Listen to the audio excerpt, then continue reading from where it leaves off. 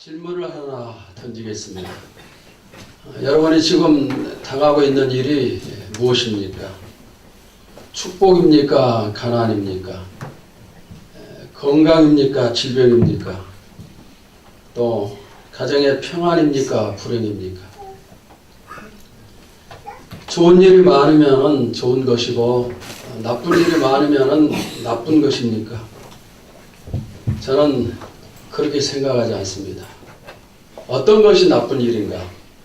하나님과 관계없이 일어나는 일은 전부 다 나쁜 일이에요. 그러나 하나님과 관계 속에서 일어나는 일은 전부 다 좋은 일입니다. 그래서 여러분들이 지금 여러분의 삶 속에서 일어나는 모든 일들은 전부 다 좋은 일이에요. 왜냐하면 하나님과의 관계 속에서 이루어지기 때문입니다. 저는 말씀을 전하는 사람으로서 여러분에게 단언합니다. 과거, 현재 일뿐만 아니라 미래에 일어날 모든 일도 하나님과 관계가 있다는 거예요. 모든 일이 전부 다 하나님의 관계, 하나님의 계획 속에서 이루어지고 있습니다. 그렇기 때문에 우리는 어떤 상황에서도 안심할 수 있고 감사할 수 있고 기뻐할 수가 있습니다. 저는 신구약 성경 전체 가운데서 제가 가장 좋아하는 말씀은 로마서 8장 28절입니다.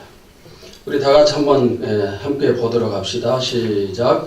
우리가 알거니와 하나님을 사랑하는 자 곧 그 뜻대로 부르심을 입은 자들에게는 모든 것이 합력하여 선을 이룹니다. 하나님은 합력하여 선을 이루시는 분이십니다. 얼마나 좋으신 하나님이십니까? 지금 내가 잘 나가도 좋은 것이고 잘 나가지 못해도 좋은 것입니다. 부자에도 좋고 가난해도 좋고 건강해도 좋고 질병이 나를 괴롭혀도 좋은 것입니다. 왜냐하면 이 모든 것이 합력하여 선을 이루기 때문에, 그리고 이 선을 이루시는 분은 바로 하나님이십니다. 하나님은 우리의 주권자가 되세요. 그분이 주권자가 되셔서 우리의 일거수일투족을 전부 다 살피고 계시고 우리를 인도하고 계십니다. 주님은 말씀하셨어요. 우리의 머리카락 하나까지도 하나님께서 전부 다 세신 바가 되고, 또 공중에 날아다니는 새 한 마리도 하나님의 허락 없이는 떨어지지 아니한다. 이렇게 말씀을 하셨습니다. 여러분, 우리의 모든 삶을 주님께서 간섭하시고 이끌어 가심을 믿으시기를 바랍니다. 또 이런 상황을 우리가 안다면 오늘 현실이 아무리 어렵다 할지라도 우리가 분명히 힘을 내고 또 승리할 수 있으리라고 믿습니다. 오늘 본문을 잘 이해하려면 먼저 본문 위에 나오는 그 내용들을 살필 필요가 있습니다. 오순절 날이 되었습니다. 이날은 하나님께서 성령을 보내시기로 작정하신 그런 날입니다. 제가 원폭이 보세요. 120명의 무리는 예수님이 말씀하신 대로 약속하신 성령을 받기 위해서 한자리에 모였어요. 그리고 전심전력으로 기도를 하고 있습니다. 그때 성령이 임하였고 모인 모든 무리가 성령의 충만함을 받았습니다. 성령의 충만함을 받은 다음에 베드로가 설교를 하는데 이 설교는 초대교회의 첫 번째 설교예요. 온풍기를 끄세요. 최초의 설교입니다. 그러면 이 베드로의 설교 내용이 무엇입니까? 오늘 살피는 22절에서 32절이 베드로 설교의 본문에 해당되는 내용인데, 그 본문의 내용을 보면은 성령 충만함을 받으니까 오직 예수님께만 관심이 있고 예수님에 대해서만 설교를 하고 있습니다. 설교의 내용을 보시면은 예수님 외에 다른 것은 하나도 없어요. 예수님의 삶의 행적, 또 예수님의 십자가 사건, 예수님의 부활, 예수님의 승천, 예수님의 또 예수님의 주가 되시고 그리스도가 되심, 이것이 설교의 내용입니다. 그런데 이 베드로가 예수님에 대해서 모든 부분을 설교하지만 그 설교 내용 속에 또 놀라운 사실이 발견이 돼요. 무엇인가? 설교의 주인공이 예수님이신데, 그런데 베드로는 하나님을 예수님보다 더 높은 곳에 두고 더 비중 있게 설교를 하고 있습니다. 여기 본문을 살피면은 매 절마다 하나님이라는 단어가 나오고 있어요. 하나님께서 예수님의 생활 속에 능력이 나타나게 하셨다. 하나님께서 예수님이 십자가에 못 박히도록 정해 놓으셨다. 하나님께서 예수님을 부활시키셨다. 하나님께서 예수님을 승천시키셨고 하나님께서 예수님을 주와 그리스도가 되게 하셨다. 전부 다 하나님께서 예수님을 통해서 하신 일이에요. 여러분, 여기서 우리가 무엇을 생각을 해야 될까요? 예수님은 하나님의 아들이십니다. 우리는 하나님의 자녀입니다. 그러니까 하나님이 예수님을 위해서 모든 일을 전부 다 해주신 것처럼 우리를 위해서도 하나님이 모든 것을 다 해주신다는 것. 우리의 주권자는 누굽니까? 하나님이십니다. 내 미래 하나님께 달려 있습니다. 그렇기 때문에 미래에 대해서 걱정할 필요가 없어요. 그저 우리가 감사만 해도 아무 문제가 없을 겁니다. 자, 이제 베드로의 설교 내용을 좀 더 구체적으로 살피겠습니다. 베드로는 예수님을 소개하면서 네 가지로 구분을 해서 소개를 하고 있는데, 첫째는 22절의 말씀을 보십시오. 우리 22절 다 같이 함께 봅시다. 시작. 이스라엘 사람들아, 이 말을 들으라. 너희도 아는 바와 같이 하나님께서 나사렛 예수로 큰 권능과 기사와 표적을 너희 가운데서 베푸사 너희 앞에서 그를 증언하셨느니라. 자, 여기는 예수님의 생활에 대한 말씀이에요. 예수님의 생활이 어땠습니까? 그분은 이 땅에 계시는 동안 권능과 기사와 표적을 행하시면서 증거의 삶을 사셨다 했어요. 예수님을 통해서 나타난 기적이 어떤 것입니까? 우리변에서 포도주가 되게 하시는 첫 번째 기적을 비롯해서 각종 질병의 치료와 죽은 자를 살리심과 오병이어의 기적과 무리를 걸으시는 기적, 바다를 잔잔케 하시고 귀신을 쫓아내시고 이루 말할 수가 없어요. 그런데 이 일을 누가 해주셨는가? 하나님께서 나사렛 예수로 큰 권능과 기사와 표적을 너희 가운데 베푸사 그랬어요. 누가 하셨습니까? 하나님께서 해주셨습니다. 아버지 하나님께서 아들 예수를 통해서 각종 기적을 나타나게 하셨어요. 여러분, 이런 내용들이 바로 전도자의 삶이 되어야 한다 생각을 합니다. 전도자의 생활은 능력을 나타내는 생활이 되어야 됩니다. 우리가 세상을 향해서, 불신 세계를 향해서 예수 믿고 천국 가세요, 열심히 복음을 전하지만은 그 복음이 입술에서 나가는 소리가 되어서는 안 되겠죠.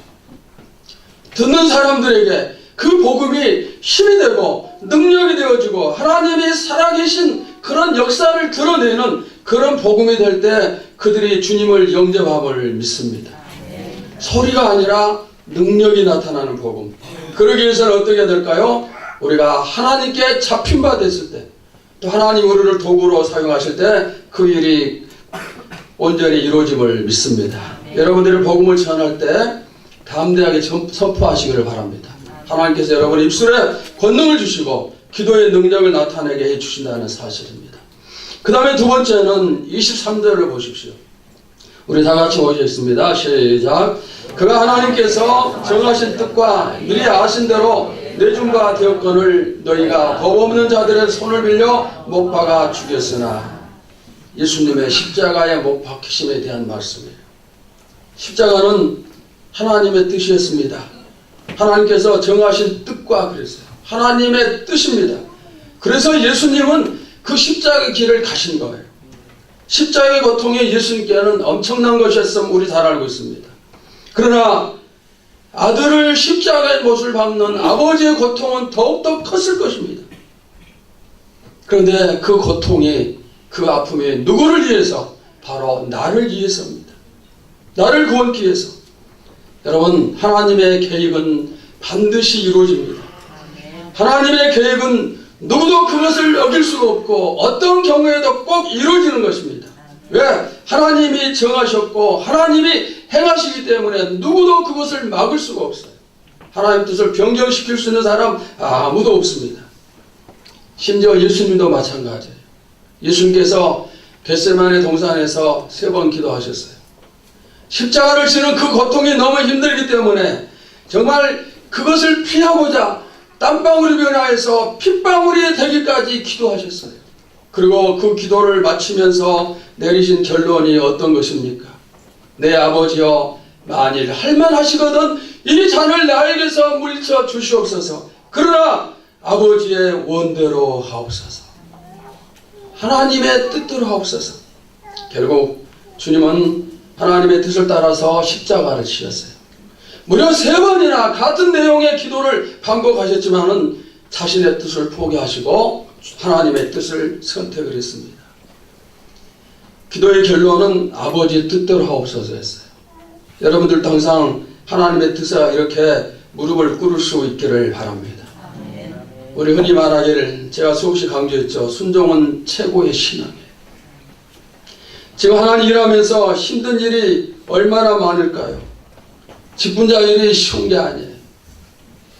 예를 들면 주일낮에 식사도 한 번 하고 나면은 몇 년은 늙은 것처럼 정말 힘이 들 거예요. 또 왜 그런 일들이 빨리 돌아오는지 모르죠. 그렇다고 해서 교사 일이 쉽고 찬양대 일이 쉽던가요? 엄동설 안에 벌벌 떨면서 추위를 맞이하면서 안내 보던 게 쉽던가요? 그래도 우리는 그 길을 가야 되죠.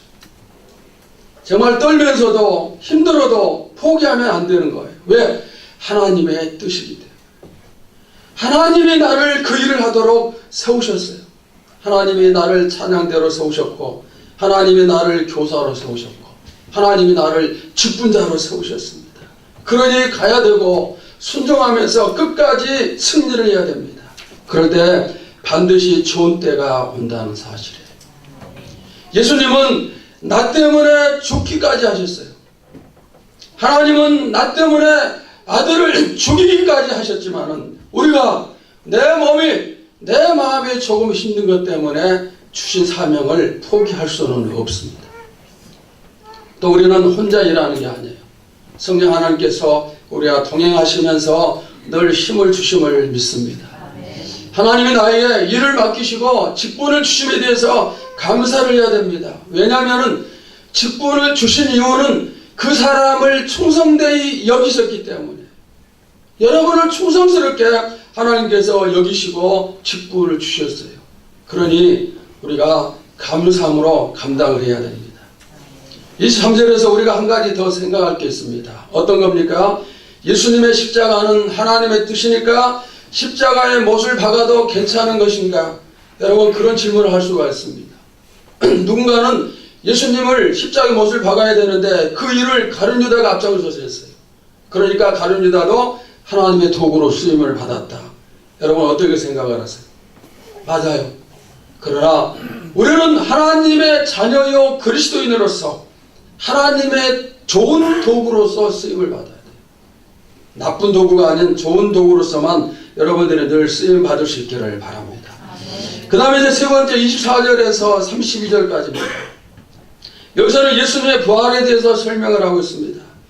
베드로는 부활을 설명하면서 시편을 인용을 해서 말씀을 하는데, 다윗은 1000년 전에 메시아의 부활을 알고 있었습니다. 베드로가 이 다윗의 부활 신령을 인용을 해서 예수님이 바로 다윗이 말한 그분이시다, 이것을 설명을 하고 있습니다. 다윗이 말한 부활의 메시아가 바로 예수님이고 우리가 그 일에 대한 증인이로다. 24절도 하나님께서라는 말로 시작이 됩니다. 하나님께서 예수님을 살리셨습니다. 예수님이 십자가에 달리실 때 모든 것이 끝난 줄 알았어요. 여러분, 죽으면 다 끝이에요. 살아있을 때는 뭔가 노력을 하고 애를 쓰고 수단과 방법을 가리지 않고 살기 위해서 별의별 짓을 다 하지만은 죽으면 끝이에요. 죽으면 끝나버리는 거죠. 죽은 다음에 누구도 그 사람을 살리기 위해서 일하지 않아요. 끝이에요. 세상 어떤 것도 죽으면 끝입니다.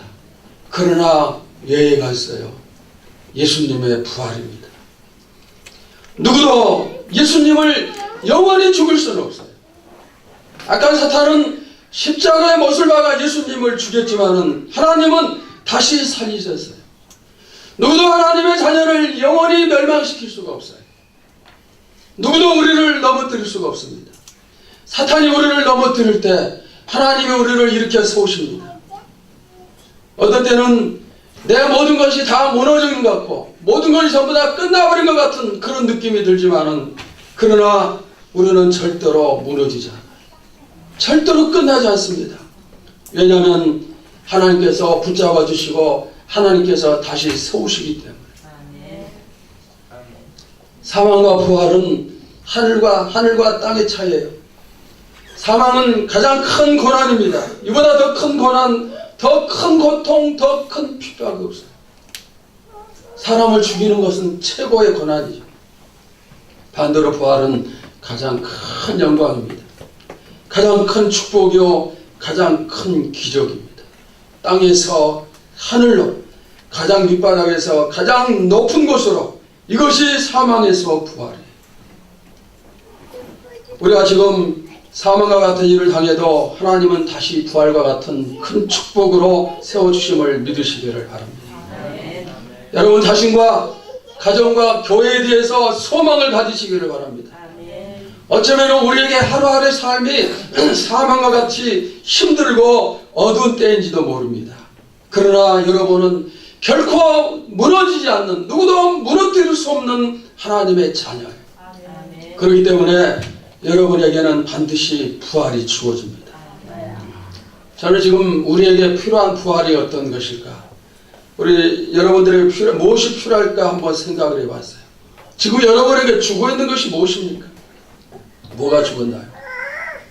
기도가 죽었습니까? 하나님 뜻은 죽은 기도의 부활입니다. 전도가 죽었습니까? 봉사가 죽었나요? 그것을 다시 부활시키는 겁니다. 지금 얼가매고 있는 죽음의 줄을 끊으시기 바랍니다. 예수님이 무덤에 묻히자 모두 다 끝났다, 이렇게 생각을 했습니다. 그러나 살아나셨어요. 주님이 무덤에 계신 시간은 사흘밖에 안 됩니다. 그 사흘도 만 사흘이 아니에요. 금요일 오후 3시에 생명이 끊어지고 주일 새벽에 부활하셨으니 무덤에 계신 시간은 이틀도 되지 않아요. 사흘은 아주 짧은 시간이에요. 여러분들이 지금 어떤 상황 속에 있다 할지라도 그 사흘의 시간이 금방 지나감을 믿으시기 바랍니다. 우리가 무덤에 있는 시간은 짧은 시간이에요. 금방 지나갑니다. 금방 끝이 나는 거예요. 조금만 기다리면 어둠이 물러가고 죽음이 물러갑니다. 이 세상에서 가장 큰 저주는 죽음이에요. 그러나 예수님은 그 죽음의 저주, 사망의 권세를 깨뜨리시고 일어나셨어요. 살아나셨습니다. 회복되셨어요. 오늘이 바로 그 부활의 날이에요. 여러분도 저와 함께 회복되기를 간절히 소원합니다. 나의 죽은 믿음이, 나의 죽어버린 신앙이, 나의 죽은 기도가, 나의 죽어버린 금요일 철학기도, 나의 죽어버린 새벽기도, 나의 죽어버린 충성과 봉사와 그리고 사랑, 헌신, 우리 전부 사랑합니다. 다시 살려야 됩니다. 왜냐하면 그것이 바로 부활을 맛보는 성도들의 특징이에요. 부활절에 우리가 꼭 이루어야 될 것이 바로 이 회복의 사건입니다. 만약 살아남이 없다면 부활절은 의미가 없어요. 우리가 살아나야 부활절에 의미가 있습니다. 회복되면 사탄은 더 이상 우리에게 어떻게 해볼 길이 없어요. 그리고 그래서 포기하고 도망가는 일만 남는 거예요. 나를 위해서, 나를 회복시키기 위해서 죽음에서 부활하신 예수 그리스도, 그분께 감사와 영광을 돌리며 여러분의 삶도 회복의 축복을 누리시기를 축원합니다. 그 다음 네 번째는 33절에서 36절까지입니다. 여기서는 예수님의 승천과 높임을 받으심에 대해서 설교를 합니다. 부활하신 주님은 40일 뒤에 승천을 하시고 온 인류의 주와 그리스도가 되셨습니다. 하나님이 예수님을 높이시는데 더 이상 높여주실 수 없을 정도까지 높여주셨어요. 왜 예수님이 이처럼 높임을 받으셨을까요? 주님은 가장 낮은 자가 되셨어요. 더 이상 낮아질 데가 없을 때까지 가장 낮은 자의 위치에 처하셨기 때문에 하나님께서 가장 높은 곳에 두셨어요. 여러분, 우리 중에 누가 천국에서 가장 높임을 받을까요? 이 땅에서 가장 낮은 자의 삶을 사는 성도가 가장 높임을 받습니다. 우리는 이 땅에서 잠시 동안 시종의 역할을 해야 돼요. 종이 되어야 됩니다. 그리고 천국에서 영원히 왕 노릇을 해야 됩니다.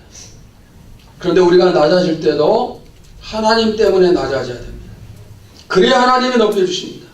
하나님 때문에 고통당하고, 하나님 때문에 어렵고, 하나님 때문에 힘들고, 하나님 때문에 슬프고, 하나님 때문에 울고, 하나님 때문에 죽을 지경도 되고, 하나님 때문에 재물을 잃고, 하나님 때문에 건강을 잃고, 하나님 때문에 잠을 못 자고, 하나님 때문에 취미생활 못하고, 하나님 때문에 고난을 받고, 하나님 때문에 손가락질 당하고, 하나님 때문에 승진하지 못하고, 전부 다 하나님 때문에 이런 일들이 있어요.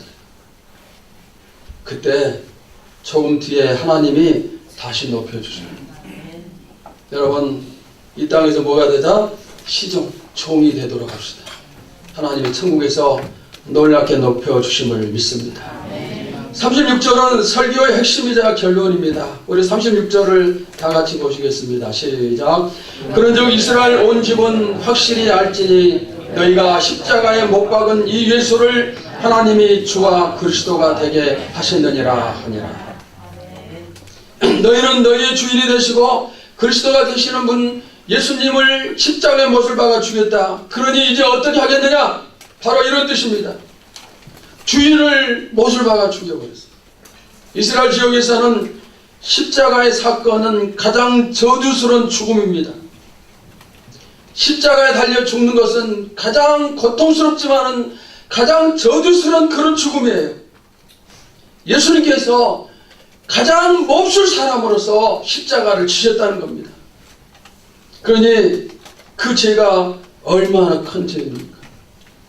이스라엘 사람들이 그들을 죽였어요. 십자가에 못을 박았습니다. 가장 저주스러운 죽음을 그들이 예수님께 실행을 했습니다. 얼마나 몹쓸 짓을 했습니까? 그런데 베드로는 36절에서 이 일을 누가 했다고 지적을 합니까? 누가 했다고 합니까? 너희가 이 일을 했어요. 너희가 십자가에 못 박은 이 예수를 들었어요. 너희가 예수를 십자가에 못을 박았어요. 이 너희가 누구일까요? 유대인이요, 로마 군병이요, 대제사장이요, 또 바리새인이요, 빌라도입니까? 누굽니까? 누구일까요? 따라삽시다. 나예요. 전부 따라삽시다. 나다. 누가 십자가에 못을 박았어요? 나예요. 우리는 이스라엘 사람들이, 로마 군인들이, 빌라도가, 또 대제사장이 그렇게 생각을 했지만은 그가 아니에요. 예수님이 나의 주님이 되시고 나의 구주가 되시는데 그분을 내가 십자가에 못을 박았습니다. 우리가 이 사실을 깨닫지 못한다면 주님은 나의 주님, 나의 그리스도가 절대로 될 수가 없어요. 여러분, 저와 여러분이 십자가에 예수님을 못을 박았어요. 우리가 함께 못질을 했어요. 우리가 함께 예수님을 조롱을 했어요. 찬송가 147장에 이런 내용이죠. 거기 너 있었는가 그때에 주가 그 십자가에 달릴 때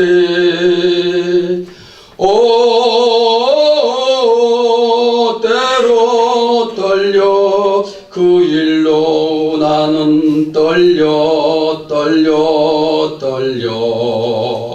거기 너 있었는가 그때에.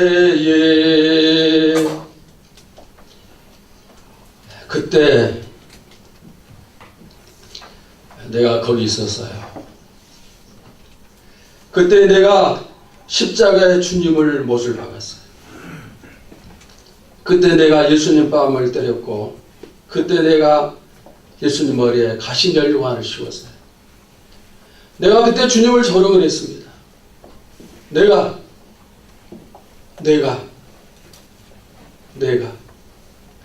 그런데 우리는 이제까지 그 사실을 몰랐어요.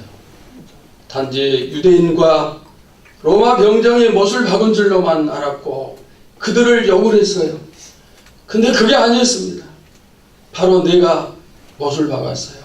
나를 구원케 해서 하늘의 영광을 버리시고 이 땅에 오신 하나님의 아들 예수 그리스도를 내가 내 손으로 그분을 십자가에 못을 박아 죽였어요.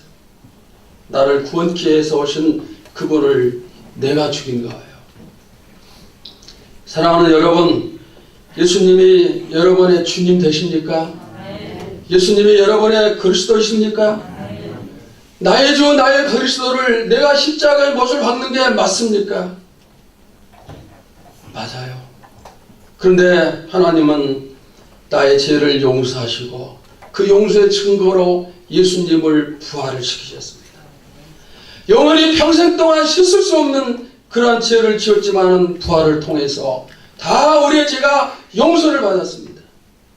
그러면서 이제 우리가 어떻게 살아야 될 것인가를 우리에게 주님이 말씀하시는 거예요. 여러분, 이 사실을 깨달은 성도로서 어떤 삶을 사시겠어요? 남은 삶을 어떻게 원하겠습니까? 이제는 우리의 생명이 하나님을 위해서 드려지기를 바랍니다. 여러분의 남은 삶이 예수 그리스도를 위해서 온전히 드려지기를 바랍니다. 주님이 피 흘려 세우신 주님의 교회를 위해서 기도하고 전도하며 충성하시기를 바랍니다. 오늘 부활절을 맞이해서 우리가 주님께 영광을 돌려야 되겠어요. 사망의 모든 권세를 깨뜨리시고 부활하신 주님, 우리 주님께, 당신께 우리의 몸과 마음을 다 모아서 영광을 돌립니다. 받아 주시옵소서. 아멘.